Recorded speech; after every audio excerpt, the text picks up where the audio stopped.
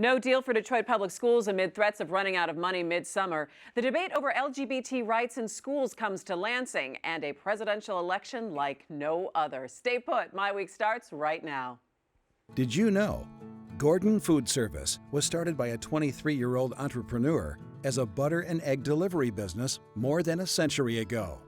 In 1948, school teacher Gerard Wendell Hayworth borrowed $10,000 from his parents to start a woodworking operation in his family's garage. It's now Hayworth Incorporated. These are just some of the ways Michigan's pioneers started out as small companies with big ideas. We are business leaders for Michigan. We are committed to making Michigan a top 10 state for jobs, personal income, and a healthy economy. Funding is also provided by Delta.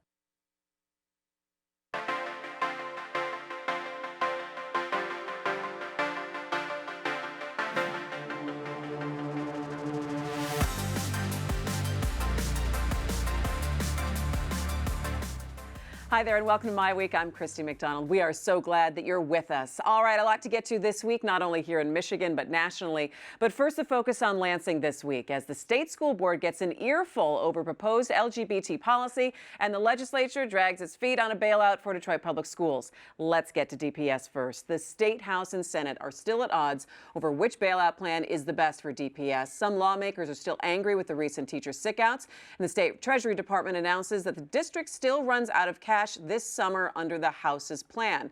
Now, meantime, Transition Manager Stephen Rhodes presented his 45-day financial turnaround plan for the district to an angry crowd this week. Adding to the negative optics surrounding the district, more guilty pleas in the kickback scheme involving a school vendor and several principals. All of this adds up to a terrible position for the district to be in, limbo for parents, teachers, and students, and a political nightmare without give on either side. And that is where we start tonight with our MiWeek contributors Nolan Finley of the Detroit News and Stephen Henderson of the Detroit Free Press. I just feel that this keeps rolling forward, gathering more things in its wake. And Nolan, I'm going to start with you. How far apart are the sides still in the terms of the Senate's version of this and the House's version? About $150 million apart.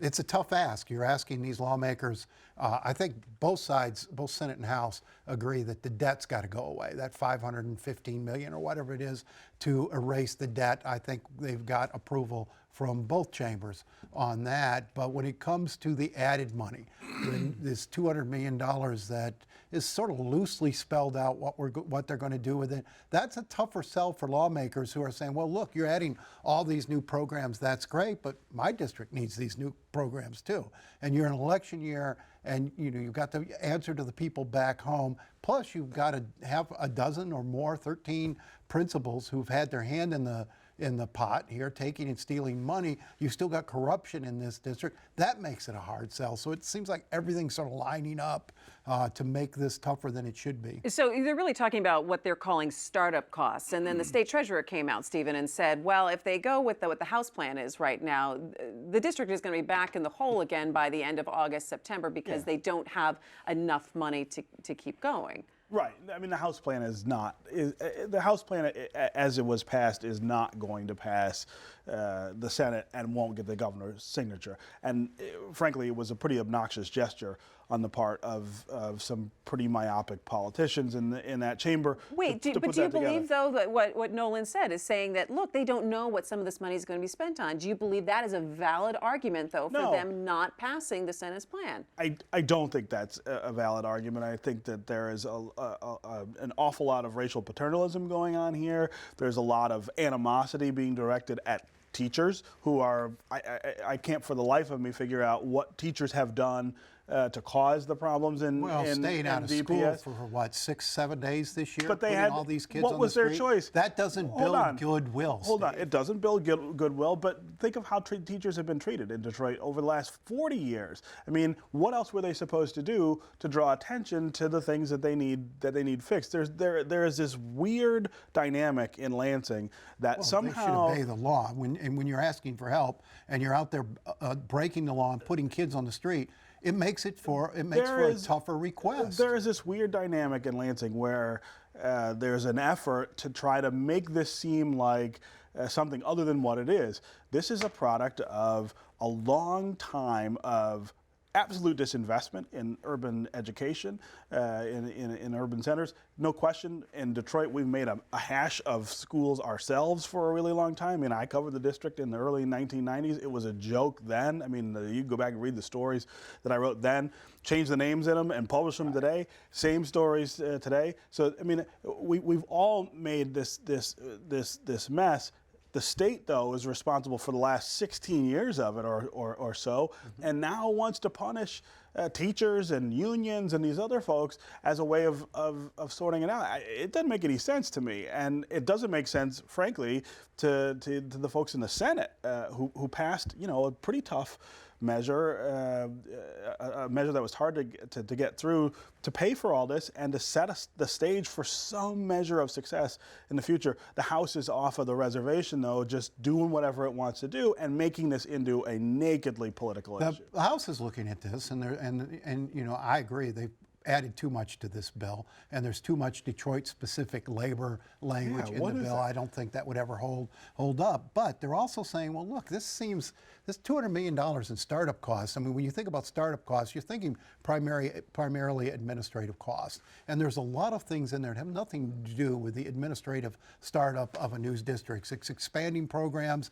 It's a whole wish list of things that every district in the state wish they could fund, but have to pay for themselves. And these folks have got to go back to their constituents and explain why they passed this measure. It's not an easy thing to ask of them. I think the debt, no-brainer. They're going to pass that. Everybody agrees. They're going to have to tailor this $200 million package down to something a little more reasonable and a little more justifiable in terms of the actual startup costs and operating costs of the district. Do you think that there's a lack of urgency in the legislature right now, that they should be working on this as we speak, that this should be worked on every day until they get some kind of compromise here? Well, I think they should, but there's very little in Lansing that gets that kind of attention. Yeah. It doesn't. The organization doesn't function that way on almost anything.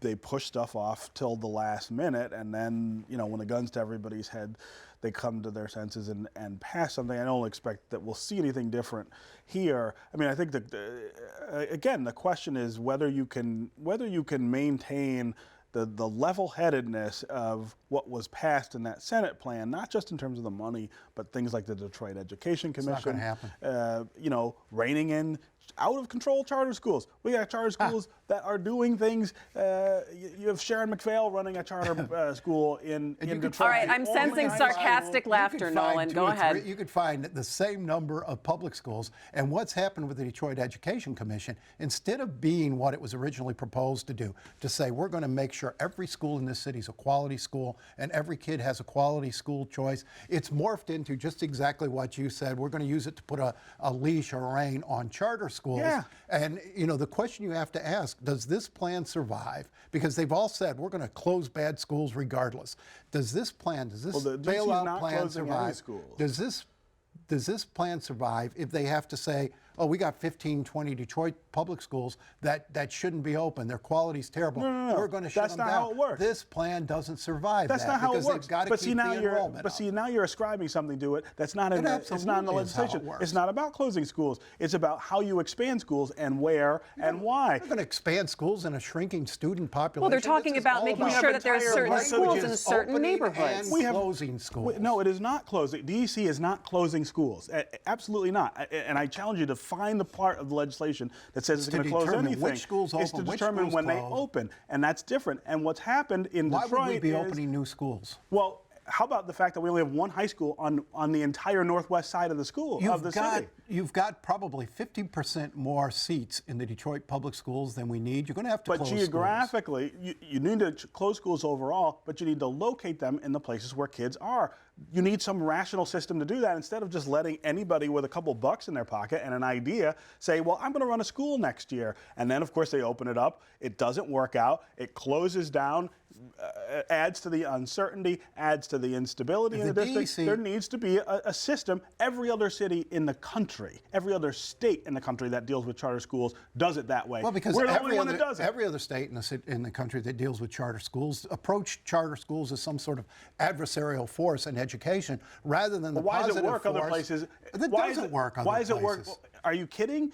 This is the worst. We have the worst results for charter schools in the entire country. And that is not true. It is true. Look what's happening in New York City, where the charter school movement was offering hope. De Blasio shutting him down. Look at Massachusetts. Look at Tennessee. Look at Louisiana. Hang on one second. Nolan, finish your argument, then Stephen. Washington, D.C., where the education establishment, the union-controlled education establishment, Democratic politicians are shutting down charter schools and forcing parents back into bad public schools. That's what will happen here, given the change. Give me an example of how you believe it works. Massachusetts, Maryland, Tennessee, Florida. The examples. Those states that are fixing their public schools. No, they also have rules and regulations that deal with making sure that charter schools, when they open in high quality environments and hold themselves and are held accountable for providing a better education than what you can get elsewhere. We don't do that in Michigan. We didn't do that from day one. Do that for any schools. Let me ask this. Hang on, guys. Let me ask this. So, do you believe the success of Detroit Public Schools hinges on that Detroit Education Commission? I think if you don't get control of the landscape in Detroit in terms of who operates schools and where and according to what standards, you have no shot at improving the overall environment. We've had 22 years of this Wild West experiment with charter schools where they do whatever it is they can think to do. There are no consequences. There's no accountability. It hasn't worked. There's a whole lot of kids who graduated from high school and now leading successful lives who wouldn't have had that chance otherwise because of those 22 years. I think to use success and Detroit Public Schools in the same sentence is an oxymoron almost. I think that this school is a school district that can't be saved, and it should be broken down into different units, smaller units. Maybe all schools are charter schools, but what's going to happen here, there's going to be $700 million poured into this, and in 5 years, 10 years, we're going to be back in the same mess we are now. When do you think that we're going to get this $500 million or $700 million? When would you like to see the date for this happen? Well, when do you think the legislature? They have to do it before July, right? I mean, July is when July 1 or August 1st is when they run out of money. I think we'll get it before then. I don't think we'll get it by Mackinac, which is what some people would hope, but it'll come soon after. And follow the pattern of the roads deal. They'll get it late, and it'll be not quite what anybody wanted. And hence why people are really frustrated with the legislature. All right, turning now to the controversy surrounding a state board of education policy involving LGBT students in public school. People lined up in Lansing this week to debate a proposal that gives guidelines to school on giving accommodations to lesbian, gay, bisexual, and transgender students. Examples are referring to students by their preferred names or pronouns and allowing them to use the bathroom and locker room of the gender they identify with. Even if the school board passes this, a school district does not have to adopt it, and some school districts have already adopted their own policies here in the state. Stephen, let me start with you on this. Is it a bad idea to have some kind of policy like this at the state level? I mean, I think, so I think you've got to deal with the sensibilities here on all sides. And I am an advocate for people being able to decide for themselves what their gender is and what bathroom they go to. But you also got to be careful with kids, especially about what does that mean and how do you handle it? Now, I think this whole thing has been made into a much bigger deal than it should. Most kids, I think, don't have that much of an issue with who's in the bathroom, who's not. I mean, think about kindergartners. Kindergartners all go to the bathroom together. There's not male and female bathrooms. Sometimes on the floor. Right. I mean, there's something wrong with the way that we deal with this issue from that end that makes something like this as controversial as it's been. This isn't about sex. This is just about where you go to the bathroom, which really should be your own private business. And I'm not sure that anybody should be able to tell you which bathroom you go in or you don't. Of course, I mean, we live in a society where that sort of gender role and assignment is wrapped up in sexuality and people's fears about sexuality. And so you get this sort of bizarre argument in places like Lansing, where you got a lot of really small-minded people sitting around talking about a parade of horribles, predators, talking about this other stuff, which don't have anything to do with the conversation. And that's not all they're talking about. Everybody wants to talk about this as it's a straight bathroom issue and locker room issue and who showers where and who does this. There are accommodations you can make to make this a lot less difficult than it needs to be. You can take the doors off the general bathroom and let everybody use a private stall, as you know, anybody who's traveled has seen that in other countries. But it gets caught up in the political, you know, the easy solutions. Sometimes the advocates are so interested in making a point that they forget about protecting the kids. I would worry about what would happen to a child behind the closed doors of a bathroom in terms of bullying and other things. But the basic problem here is the school board set about to make these policies in the dark without consulting parents, and I'm not sure that they did that. That's absolutely true. So they did consult parents. Not they didn't until consult, after the fact. They didn't drew up the consult policies the people who are first. upset about this, but they did consult a lot. They of had parents. 7,000 comments or 700 people at this hearing the other day, and a lot of the concern is not necessarily about bathrooms or locker rooms. It's what happens to your child once they go to school and your knowledge of it. It was the stripping of parental rights. And just because you have a transgender child doesn't mean you should lose your parental rights. Do you think it is stripping of parental rights? Your child can go to school, change his name, change his gender on all the forms at any age. And these proposals didn't say, okay, in high schools we'll treat high schoolers different than elementary school students. And all of a sudden your kid for months is being called by a different name than you call him or her at home. I think that's a stripping of parental rights. Parents should be involved in this decision and in I think helping the child and counseling I think the child. what they were trying to address there is kids who are in that situation whose parents don't approve and who may be in the position of abusing kids. Schools should not be. Now, what's the school's role in that? I don't know. So you take the worst case case scenario and you strip all parents of their rights. Well, that's maybe not the best And approach. I think that's when you talk about paternalism, that's the complete example that somehow these school officials are going to be more sensitive and more attuned to the child than their own parents are. I can't think of a time There when are a child. some instances where that's true. There may be, Steve, but I don't think you can treat everybody as if that's going to be the case. And these children need their parents, they need their family support, and the school should not be doing things to minimize that. So do you think, let's get back to the original question, do you think there needs to be some kind of statewide policy coming from the State Board of Education? I don't know, and I'm not sure. I'm not sure that's the best way to handle it. I mean, I think you've got a number of different things going on here, and not all of them probably can be addressed or solved with one sort of overarching policy. I mean, I sort of wish it had been handled a little differently by the board. I don't think the board's wrong about what they're trying to do. I think they may have done it in a way that's a little more ham-handed If you did this useful. at the individual school level, if all parents got And which together school at the districts are doing at the their own level. and said, what makes sense here? What is everybody comfortable with? What works best for the children? And take the politics out of it on both sides and say, how can we accommodate these children in a way that makes everybody feel safe and comfortable and doesn't disrupt the school and doesn't lead to bullying? I think you can handle it at the local level where parents can talk to each other. All right, and I think we're going to be seeing a decision from them, see if they change any of these guidelines coming out of a lot of the public comment that Nolan, you were talking about that came earlier in Lansing. All right, we'll keep an eye on that. Now to the presidential race and what could really be a contest between two highly unliked people. Hillary Clinton just lost another primary to Bernie Sanders, and headlines scream that Donald Trump has essentially destroyed the Republican Party as we know it. We're going to talk about both of them. I do want to start with Donald Trump today, who is going to be meeting with Paul Ryan. And to see if he can get that kind of mainstream support. And then some of Trump supporters say, well, he doesn't really need Paul Ryan, doesn't really need the Republican establishment. Nolan, as our resident conservative voice, why don't you tell me what you're making of all this? I think it shines a light on something people have been screaming now for the past year. Donald Trump is not a conservative.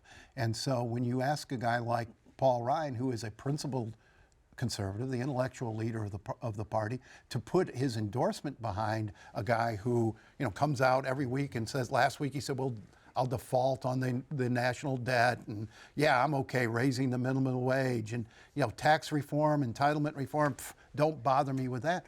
I mean, these are not traditional conservative positions in any way, shape, or form, and Donald Trump's not a conservative. So when you have conservative leaders finally facing the reality that, okay, he says he's a Republican, and we've always knee-jerk supported the party's candidate.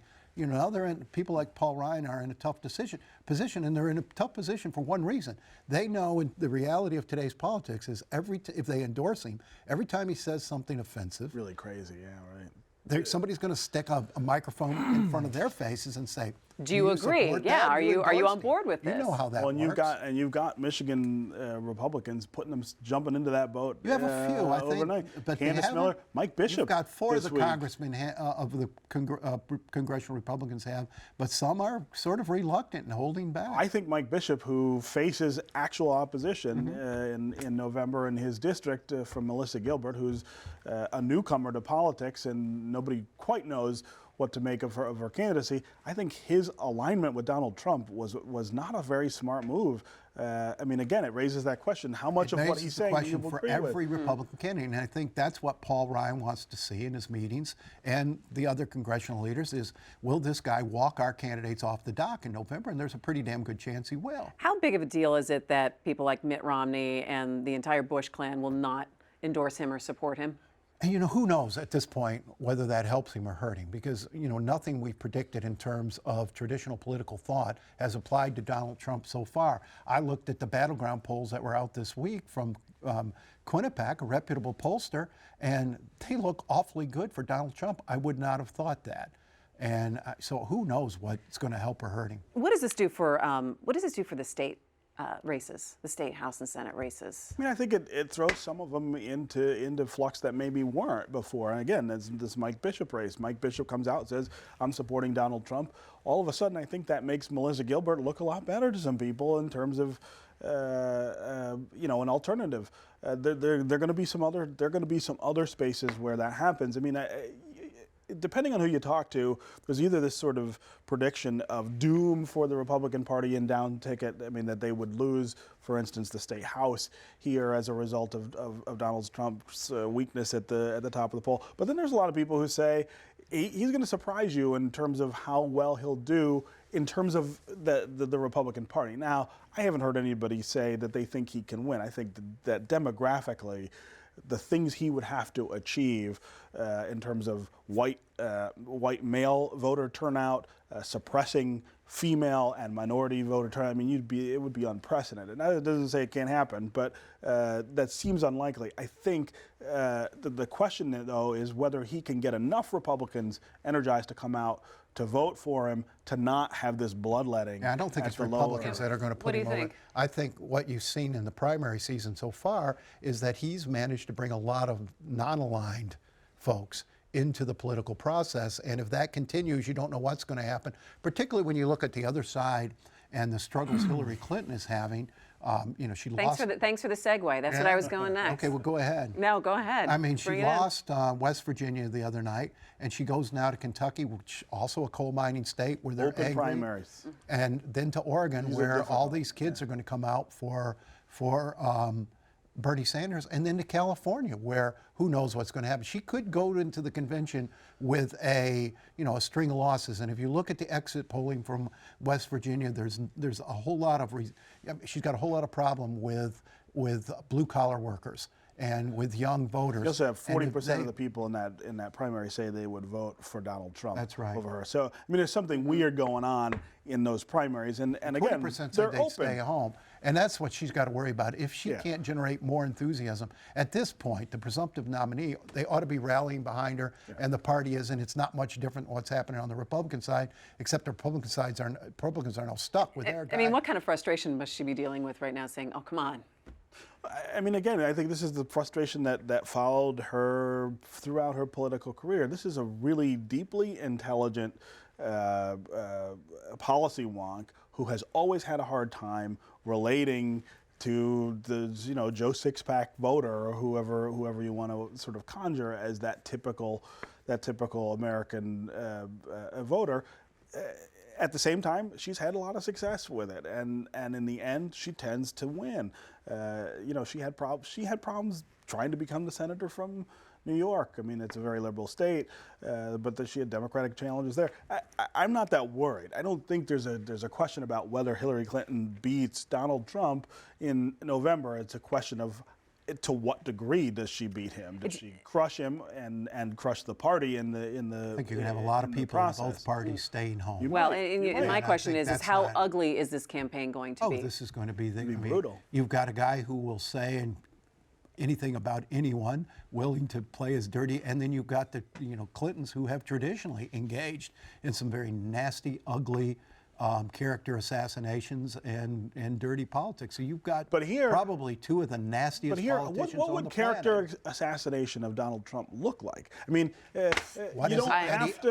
That hasn't you don't been- have to. You don't have to make up anything. You don't have to get And in the yet, gutter. nothing seems to have He just have keeps hurt him. rolling on, which is amazing. All right, well, we're going to have to leave it there. Thanks so much, guys. That's going to do it for My Week. Thanks so much for joining us. Check out myweek.org for all the shows you might have missed. Plus, we are on Facebook and we are on Twitter. I'm Christy McDonald. We will see you next time for My Week. Take care.